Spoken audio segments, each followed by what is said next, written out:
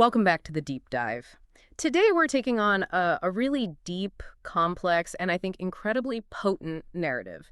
It's the idea of the pure, honest countryman and how that simple image became a central pillar of Spanish fascism. It's a huge topic. Mm. We're diving into what our sources call el mito rural del fascismo español, which is basically, the rural myth of Spanish fascism. Right. And we're going to be tracing this powerful, really layered idealization of the countryside that fueled an entire dictatorship. And it's fascinating because it shows how these big ideological movements, they often have to invent their ideal subjects. This wasn't just a political preference. It was a complete social and moral blueprint. So for this deep dive, we're working through some pretty rich material. The goal is to dissect this myth, right? To find its true international origins. Which are not what you'd think. No, not at all. And then lay bare its deep contradictions with, what was actually happening on the ground in Spain. And then bring it all the way to today, exploring why this really calculated vision still casts a shadow over modern political life in Spain. Absolutely. When you look at it through the lens of history, you see an image that's loaded with symbolic meaning. But it's also just full of these stark contradictions, the chiaroscuro, as the analysis we read describes it. Light and dark. Exactly.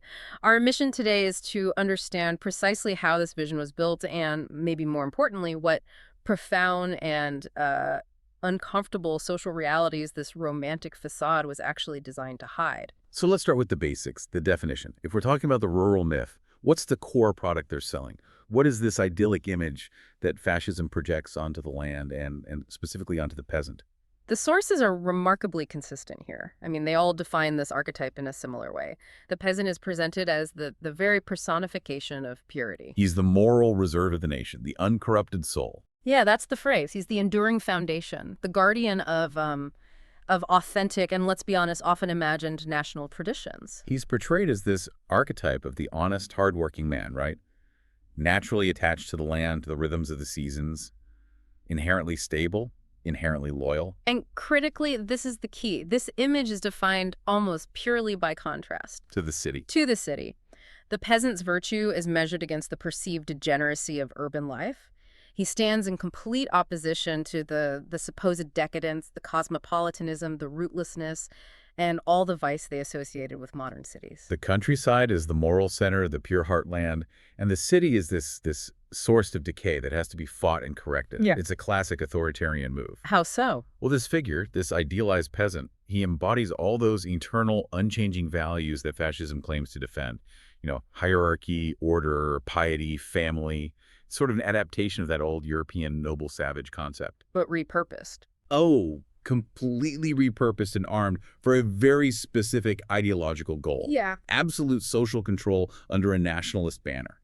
It's a powerful image for sure, but one we have to immediately recognize as, well, a political fiction. A very useful fiction. Mm-hmm. And as the material we analyze makes absolutely clear, this fiction did not spring up out of nowhere in Spain. Not even close. No. We have to look far beyond the Iberian Peninsula to understand the intellectual and, frankly, the poisonous deep roots of this particular romanticism. We have to go back to 19th century Germany. Yeah, that ideological precedent is essential. Spain's reality at the time was, well, it was backward and almost feudal.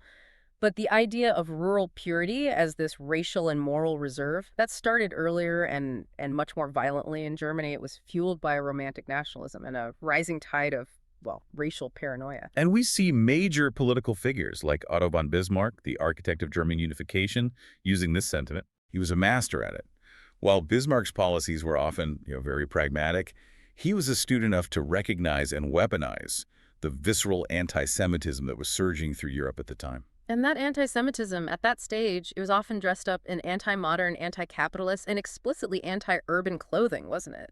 That's the link. Yeah. Provided a powerful scapegoat for all the dislocations that industrialization and modernization were causing.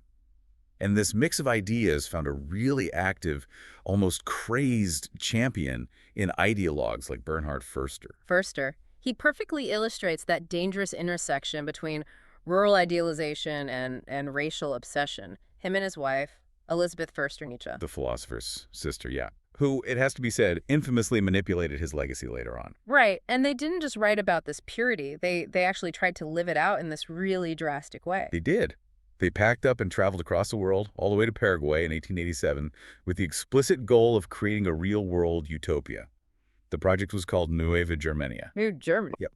And it was all based on this idea of building a racially pure Aryan colony, completely isolated from what they saw as the corrupting Judaized influences and the general decadence of modern European culture. It sounds like a grand ideological experiment on paper. But what did this utopian vision actually look like in reality, according to the sources? It was a disaster. I mean, an absolute miserable, spectacular failure. It's almost a perfect historical warning against this kind of ideological fantasy. So what went wrong? Well, the colonists, who were mostly, middle-class or urban Germans, were profoundly ill-equipped for the practical realities of subtropical farming.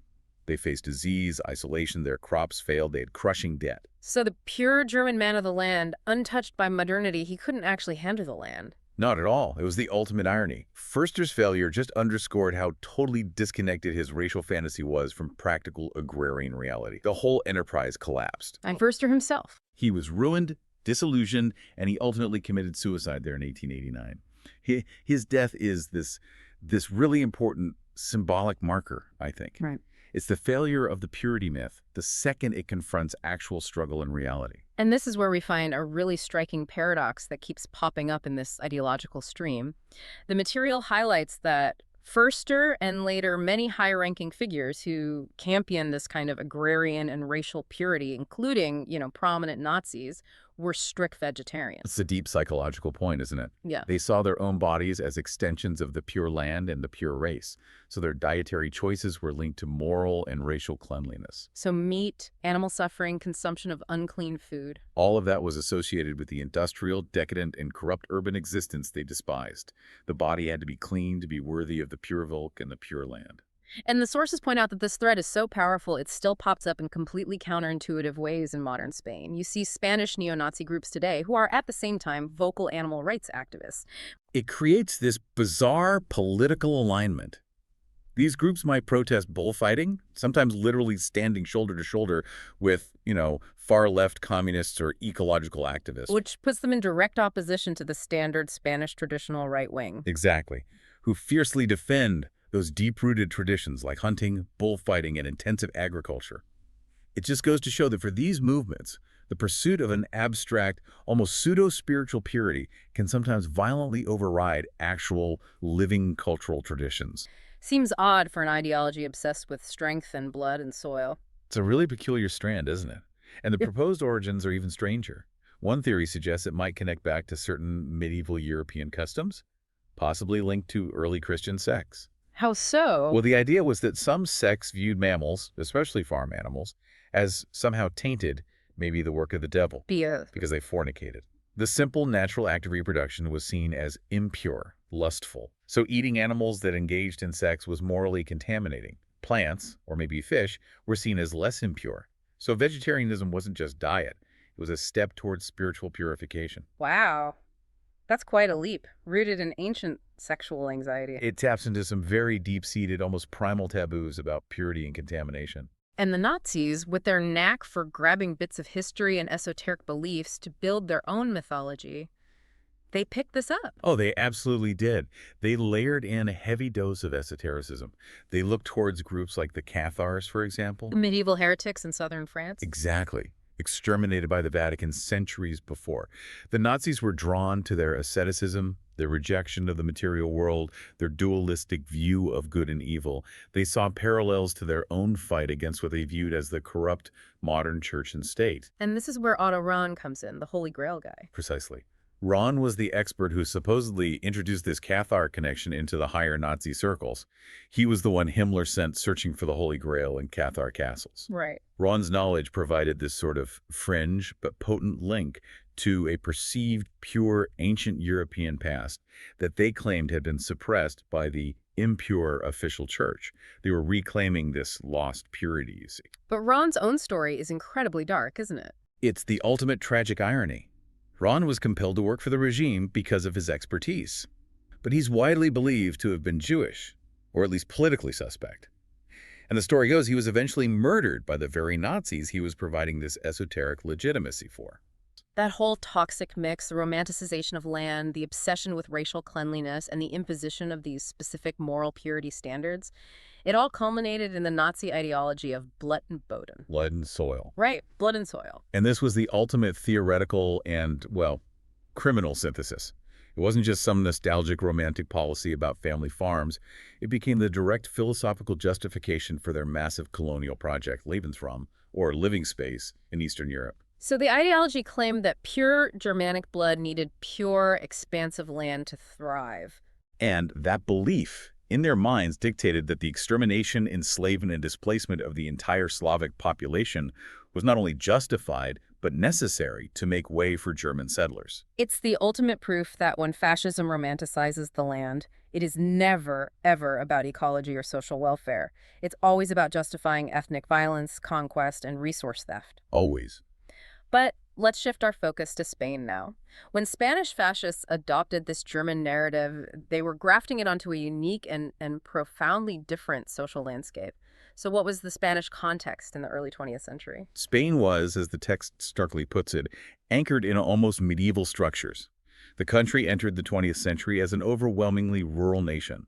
Something like 70% of the population lived in the countryside. But the power dynamics were rigid, oppressive, and just profoundly backward. And we can summarize that oppressive power arrangement using a concept the sources define, the triad of power. Exactly. First, you had an authoritarian monarchy, which, by the time of the Republic, had long lost any real popular legitimacy. It was seen by many, especially the poor, and the intelligentsia, as just the head of the old corrupt guard. Okay, that's one. Second, the landowning aristocracy, the latifundistas, who controlled these vast swaths of the best arable land, often just for prestige. They left it underutilized while millions of people were starving. And the third leg of that stool. The reactionary Catholic Church. It was this overwhelming force in daily life. The Church actively opposed modernization, liberalization, and illiteracy efforts, basically any form of social progress or democratic shift. It controlled education, morality, and often charity, ensuring social control remained absolute. So all those forces of modernization that shook Northern Europe, bourgeois revolutions, democratic institutions, even secular thought, they were largely absent or just suppressed in Spain. Completely suppressed. Freemasonry, for instance, which was a vehicle for secular and liberal thought elsewhere, was a tiny, fiercely persecuted minority in Spain. The country had essentially missed the boat on the great political and social transformations of the 19th century. The result was this stagnant, repressive social order that was just ripe for explosion. In that very closed, isolated rural world, the authority of the central state in Madrid must have felt like a distant concept. The real power was local, personal, and profoundly coercive. That's where the infamous cacique system comes in. Correct. The central state's formal authority was exercised indirectly through these cacique local bosses, almost always large landowners or other wealthy figures who held absolute sway over their local economic and political life. We need to understand the mechanics of this. How did a cacique actually maintain that total day-to-day control over the population? It was a deeply entrenched clientelistic network. It functioned in an almost, well, mafia-like closed system. The control wasn't just through law, it was maintained through dependency. The cacique controlled everything. Even who was saved from the excesses of the local civil guard. Especially that. So favors were exchanged for submission. The price of survival was absolute obedience and, crucially, votes. This system guaranteed not just political submission, but total economic and social submission. It was a vicious cycle of poverty and debt. And standing right alongside the cacique was the other major local authority figure. The village priest, yeah. Often the priest held a moral and social influence that either reinforced or sometimes even rivaled the cacique. He controlled conscience, access to sacraments, moral judgment.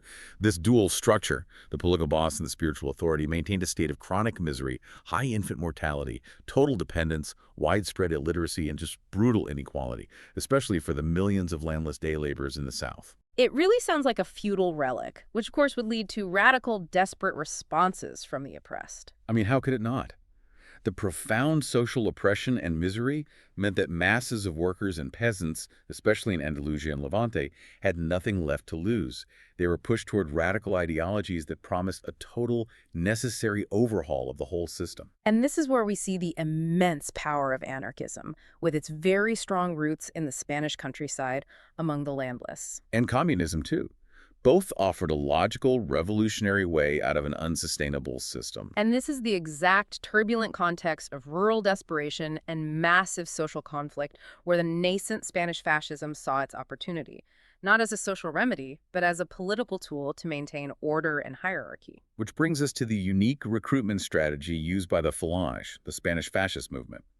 The sources highlight something really important here. Unlike many other European fascisms that started as urban street fighting movements, Falange, particularly under the leadership of Onésimo Redondo, focused directly and immediately on recruiting in the countryside. That's a critical deviation. It is. Redondo, who was an ultra-Catholic, fiercely reactionary nationalist, he recognized that the social tension in the rural world was too profound to ignore and could be leveraged. He needed to find a way to divide the poor and secure the allegiance of a worried class. And his strategy, focusing on fascist agrarian trade unionism, the JONS, was very calculating. He didn't waste time trying to convert the starting day laborers. No, they were already committed to the anarchist or communist cause. His target was the middle class of the countryside, the small and medium landowners. The people with something to lose. Exactly. These were people who were certainly suffering from the agrarian crisis, but they had property, assets, a social status that they were terrified of losing to the revolutionary fervor of the landless. So he mobilized them against the landless day laborers. Precisely. The landless were framed as the revolutionary, anti-Spanish, godless threat. Redondo offered the middle landowners a secure identity. They were the authentic, Catholic, hardworking Spaniards, the backbone of the nation, and fascism was their shield against the red chaos that threatened to take their property. The promise was order, protection, and keeping their property rights. The discourse they used was deeply paternalistic and, when you look at it closely, just incredibly cynical about any actual reform. The sources pull out a quote from a fascist farmer before the Civil War that just perfectly reveals the intent. It's a great quote. He says, "Agrarianism in the style of Mussolini does not propagate reasons, but facts.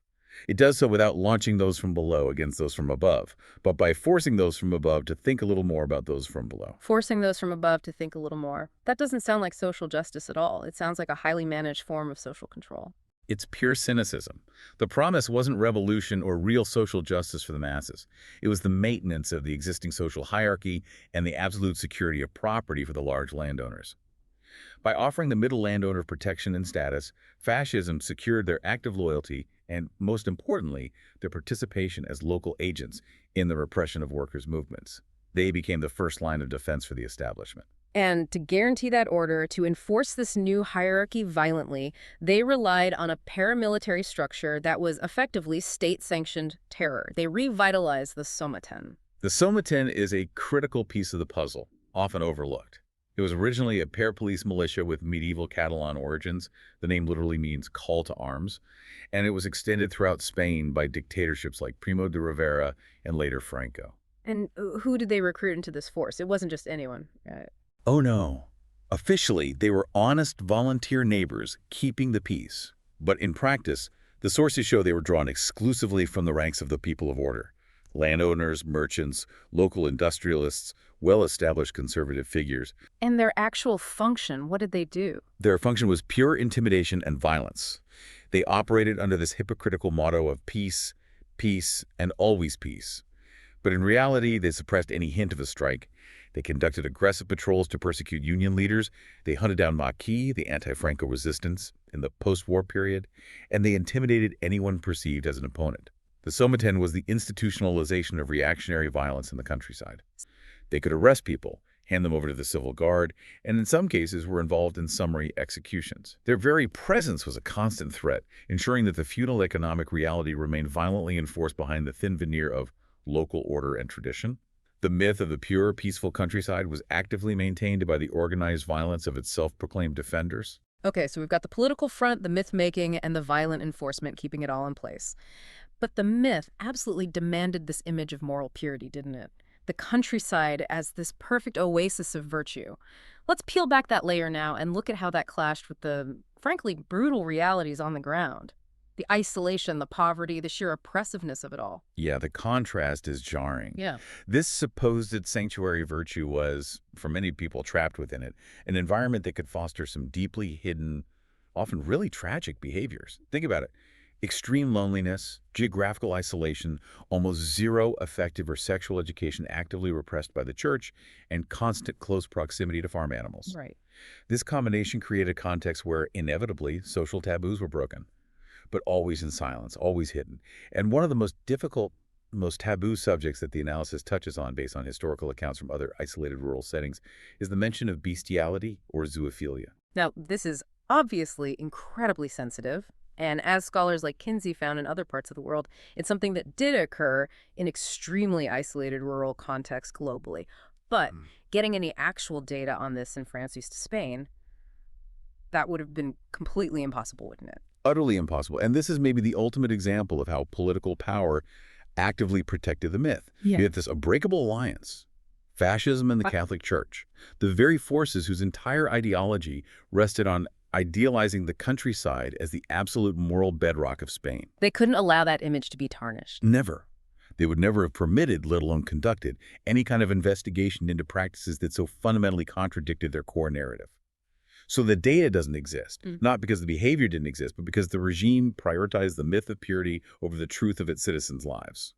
The silence was enforced. And the analysis draws a really striking and quite disturbing parallel here between that historical denial, that enforced silence, and the way the Spanish Catholic Church and its staunchest defenders react today when faced with uncomfortable truths.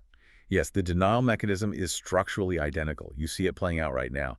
Look at the institutional response to things like the Ombudsman's report, the one estimating potentially over 440,000 cases of child abuse within the church in Spain since the 1940s. Figures which sadly align with findings in many other countries. Exactly. But the immediate reaction from the most reactionary parts of society and from the church hierarchy itself isn't introspection or apology, it's denial. It's attacking the source, discrediting the methodology, questioning the motives of the investigators. The core reflex is the same. If reality contradicts our narrative of moral purity, then reality must be wrong, or the messenger must be lying. Attack the truth teller. So, going back to the historical context, even without statistics, the extreme conditions, the loneliness, the repression, they strongly suggest a hidden reality that must have occasionally broken through the surface, right?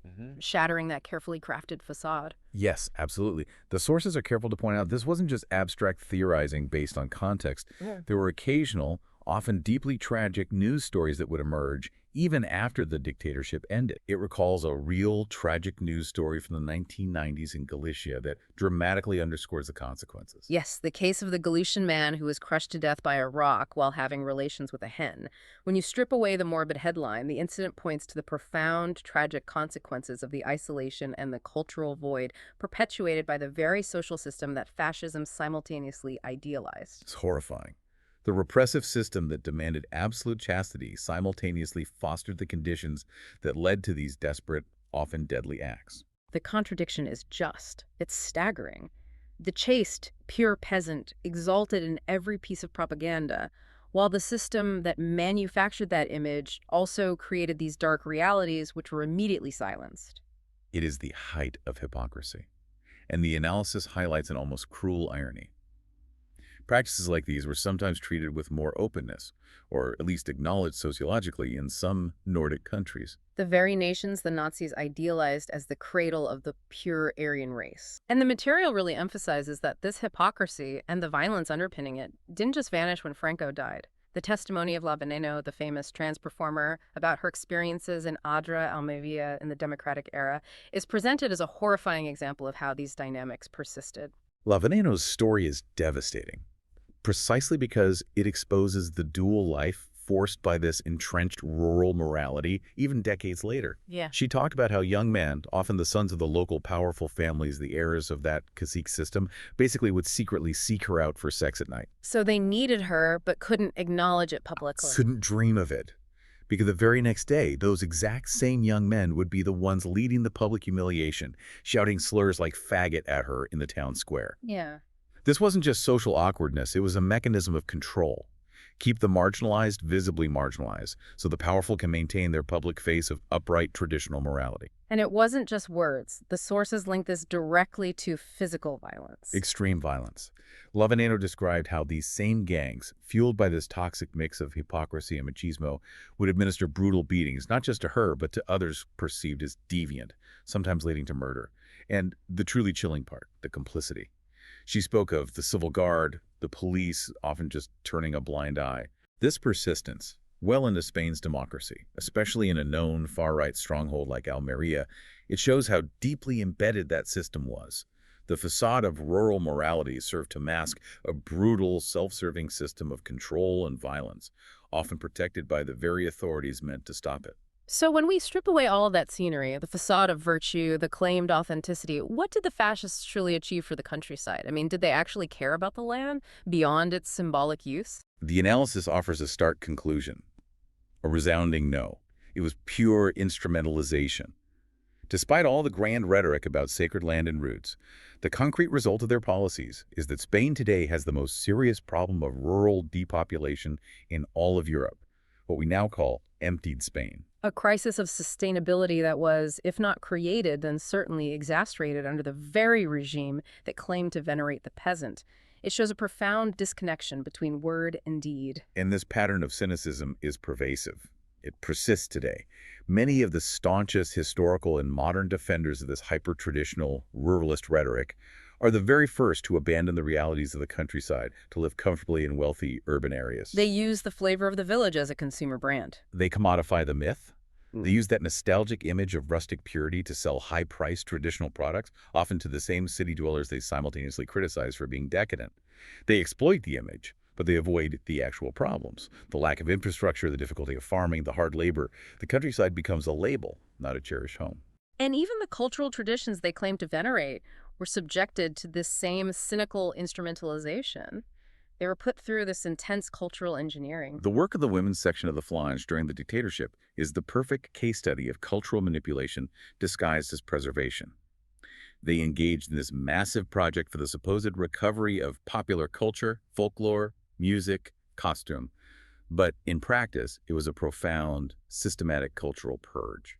How exactly did they purge culture? What are the specific details? It was meticulous.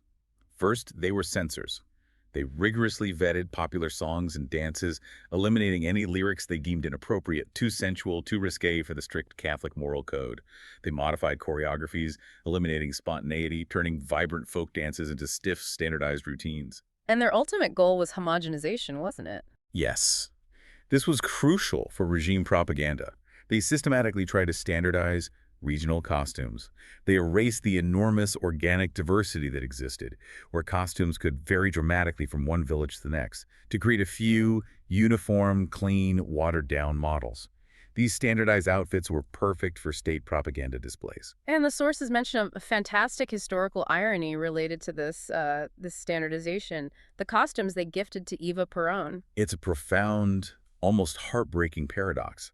These official costumes, presented to Evita during her major 1947 visit to Franco's Spain, are preserved today in a museum in Argentina. They were meant to showcase Spain's authenticity. But their construction was a lie built on theft. Exactly. The women's section instructors, they were prioritizing visual spectacle over historical truth. So they arbitrarily took loose pieces, a beautifully embroidered bodice from one distant village, a specific skirt from another region, headwear from a third, and they just combined them without any historical or regional context. They created what the material calls Frankenstein outfits. They destroyed the original context and history of each piece. They did. But here's the tragic irony. Because of the massive homogenization and destruction of specific local textile traditions that the women's section itself promoted, those very decontextualized fragments they used to build the Evita costumes are today, in some cases, the only remaining physical evidence we have of certain disappeared embroidery techniques or unique fabrics or specific local crafts. So those outfits are simultaneous proof of ideological manipulation and involuntarily a unique archive of the cultural devastation they caused. That's a powerful symbol. It speaks volumes about the nature of ideological preservation. It only preserves what serves the state, and in doing so, it inadvertently documents the destruction of the authentic roots it claimed to cherish. Let's connect this deep-seated hypocrisy to contemporary Spain. The text points directly to the modern agricultural model in Almeria, specifically the Sea of Plastic. Right, the Almeria region, dominated by intensive greenhouse agriculture, presents the ultimate modern contradiction. This landscape, which is the physical manifestation of predatory, hyper-capitalist farming, is today one of the main vote banks for the Spanish far-right. This immediately brings to mind the traumatic history of the El Ejido case. The pogrom in the year 2000. It was a severe, shocking episode of racist violence directed against North African immigrant workers, the NGOs that supported them, and the journalists trying to document it. It was a direct consequence of sustained economic tension, poverty, and political scapegoating. And who are the primary voters supporting these far-right options today in that region? They are largely the small and medium-sized farmers, the greenhouse owners themselves. And what's so striking is that they reproduce, almost verbatim, Onísimo Redondo's original discourse from the 1930s. They see themselves as the virtuous, authentic Spaniards working hard, building the country. Exactly. Yeah. They believe they're threatened by the government, by globalization, and most crucially, by immigration. They cast themselves as the besieged, authentic reserve of the nation, echoing that original fascist myth. But the flagrant contradiction at the heart of their wealth is just impossible to ignore. This extremely predatory capitalist model is entirely dependent on the exploitation of immigrant labor. It requires workers operating under conditions that often border on semi-slavery. Extremely low wages, endless workdays in scorching heat inside the greenhouses, inhumane living conditions in shantytowns. Yet, the same voters who rely on this system launch the fiercest hate speech against the very people who are essential for their businesses to function. It's an act of spectacular self-deception. And the analysis points out that El Ejido and Roquetas de Mar are not villages anymore. They're cities built on this unequal wealth. They have entirely ceased to be traditional villages. They have become medium to large cities characterized by immense, though highly unequally distributed wealth. They boast urban infrastructures that often surpass many provincial capitals. Like what? Massive shopping centers, upscale retail like El Corte Inglés, luxury marinas catering to the minority of owners, and giant mega discos. This is a far, far cry from the modest traditional rural life they supposedly defend. And the dark side suggests that this unchecked, rapid wealth accumulation has attracted less savory elements. Well, that rapid, unchecked growth and extreme inequality has its inevitable dark side. The source material points out that the area is also allegedly linked to criminal organizations and large prostitution networks associated with international mafias. It's an economy defined by extremes: intense wealth, abject poverty, and organized crime thriving in the shadow of the plastic greenhouses. And the whole thing has a corrupt origin story. It does. The Sea of Plastic wasn't some organic peasant success story. It was born from a failed Francois colonization plan in the 1960s, which quickly morphed into a corrupt private business where large landowners manipulated sales of semi-desert land. It is the maximum expression of predatory capitalism, based entirely on labor exploitation and environmental damage, thinly disguised with traditionalist, nationalist rhetoric. This all brings us back to the theatrical element of the myth, exemplified by the modern attempts to embody it, like Santiago Bascal's photo on horseback. That image is highly symbolic because it failed so spectacularly. That photo was a graphic attempt to evoke the image of a virile, rooted leader, a modern rural caudillo preparing for the reconquest of Andalusia. It was a direct appeal to that Redondo-era myth of the authentic man of the land. But that's not how it was perceived. No. The perception was largely one of ridicule and mockery. The famous cartoon in El Juez magazine that skewered the image really captured the public consensus. It was widely seen as forced, artificial, and utterly out of place in modern political life. It just highlights how contrived it all is. It powerfully highlights how contrived and theatrical the entire fascist scenography is.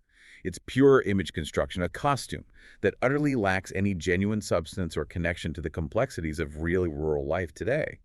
The myth has become transparently fake. It's fake, it's theatrical, and it's based on exploitation. We have to now confront the final fundamental paradox. The fascist idea of Spanishness, supposedly rooted in this uniform rural ideal, actually ends up undermining the very regional identities, like the Catalan and Basque that fascism hates and fights against. This is the ultimate ideological contradiction. It's a self-defeating strategy. The rural ideal, the figure of the rooted countryman, is a fundamental pillar of the cultural identities that fascism targets the most. precisely because those identities emphasize diversity and historical difference within Spain. Okay, give us the specific examples here, starting with Catalonia. Modern Catalan identity and separatism, for example, have their deep symbolic roots in a historic peasant revolt known as the Reapers' War in the 17th century. The revolt's anthem, Els Segadors, the Reapers, is the current official anthem of Catalonia. The peasant, the reaper, is the symbolic figure of resistance against a centralizing power. And the Basque identity. Similarly, Basque identity is intrinsically linked to its rural traditions. The Bizarre social unit, which is the foundational farmhouse, the traditional rural sports known as Harry Kirillak, and of course Basque gastronomy. These are constantly claimed as signs of a distinct, authentic identity, often in direct opposition to centralization and cultural homogenization imposed from Madrid. So fascism tries to appropriate the concept of the authentic countryman, the figure who is deeply rooted in the land. But in doing so, they're ironically reinforcing a concept whose most powerful, real expression in Spain is inherently plurinational and diverse. Exactly. The fascist goal is to erase regional identity and enforce uniformity. Yet, by claiming rural life as the authentic Spanish life, they're forced to deal with the reality that the rural figure, historically, has often been the core of regional resistance against central authority. They claim the symbol, but they reject the actual substance of Spanish history. And linked to this is the underlying racial fantasy that has always been inseparable from the rural ideal, going right back to Blut and Boden. They're obsessed with finding the racially pure root of Spain. It is unavoidable. The idyllic vision of the countryside is inseparable from a deep-seated fantasy about racial purity and ancient origins. For the most radical sectors of this ideology, the true, purest Spanish racial essence, the supposedly least contaminated bloodline, is believed to reside in specific northern regions, particularly Galicia, which they associate with a mythical Celtic or Aryan origin. A mythology that requires them to completely ignore modern science. Absolutely. They deliberately ignore or actively despise scientific data, specifically in the field of population genetics. Genetics shows precisely that Galicia, the very region they mythologize as racially pure and Northern European, actually has one of the highest prevalences of genetic markers of North African, Berber, and Sephardic Jewish origin in the entire Iberian Peninsula. So their entire narrative relies on historical revisionism. A completely delirious narrative. They construct this story about a supposed Spanish Aryan race Celts, Iberians, Visigoths, by selectively ignoring centuries of interbreeding, diverse cultural influences, and migrations, which are, in fact, the true richness and complexity of the peninsula's history. Science just cannot support their identity myth, so they reject the science. And just as we saw with the original Nazis, the occultism link reappears here in their obsession with these northern regions. It's a common thread in these cliques. The source notes that they imitate the original Nazis in their fascination with associating these rural areas of the Northwest, like Galicia, with occultism and the paranormal. They're seeking an esoteric connection to the ancestral land, trying to find a mystical justification, a hidden truth for their terrestrial political power structure. Even the most grounded political idea, the pure peasant, Requires a supernatural fantasy to sustain itself. this has been a profound journey. Moving from Bismarck's exploitation of anti-Semitism to the theatrical failure of modern political cosplay in El Ejido. It's encompassed medieval theology, cultural vandalism, and the tragic testimony of those oppressed by the myth. If we have to synthesize this entire analysis of the Spanish fascist rural myth, what is the ultimate key conclusion it leaves us with? I think the key conclusion is that the rural myth is a deeply cynical, instrumental, and purely ideological construction. It was, and remains, a propaganda tool used to sell a narrative of purity, racial, moral, and cultural, that utterly collapses the moment it's confronted with historical, economic, or social scrutiny. So it was never about saving the farmer, only about controlling him. Exactly.